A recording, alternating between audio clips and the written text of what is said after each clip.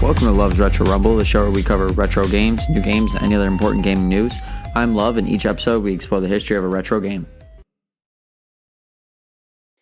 Welcome to the first episode of our new console season, where we will be deep diving all the console history from beginning to end.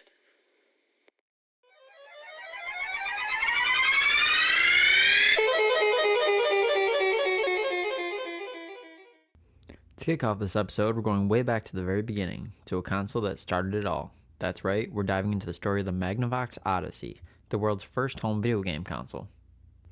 The year was 1972. While arcades were still in their infancy and Pong hadn't even made it to homes yet, a company called Magnavox released a curious little machine simply known as the Odyssey. Behind this innovation was engineer Ralph Baer, often called the father of video games. Baer had been working on an interactive television concept since the late 1960s. His idea was to create a box that could plug into a TV and allow people to play simple games. It was revolutionary. He and his team at Sanders Associates developed a prototype known as the Brown Box, which eventually became the Magnavox Odyssey, after Magnavox licensed the technology. The Odyssey wasn't like the consoles we know today. It didn't have sound, and its graphics were incredibly primitive. Players used plastic overlays on their TV screens to simulate backgrounds, and games were controlled with simple knobs and switches. It came with 12 games, including classics like table tennis, which some say inspired Atari's Pong. Other titles include a haunted house game, and a shooting gallery that used a light gun accessory. Despite the limitations, it was a bold step into uncharted territory.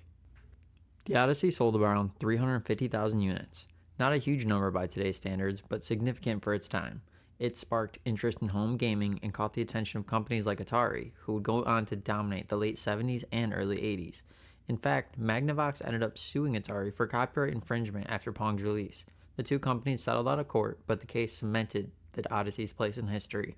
Ralph Baer continued to innovate and advocate for interactive entertainment until his passing in 2014. His work laid the foundation for the entire video game industry.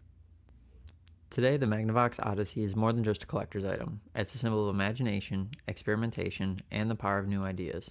It showed the world that video games weren't just a passing fad, they were the future. So next time you pick up a controller or load up a game, take a moment to remember the Odyssey, the console that made it all possible. That's a wrap for this episode of Love's Retro Rumble. Thanks for tuning in. If you enjoyed the show, be sure to subscribe, leave a review, and share it with your fellow gamers. Got thoughts, memories, or favorite moments from today's topic? Hit us up on our social media. Until next time, keep playing, keep exploring, keep looking for secret areas, and stay retro.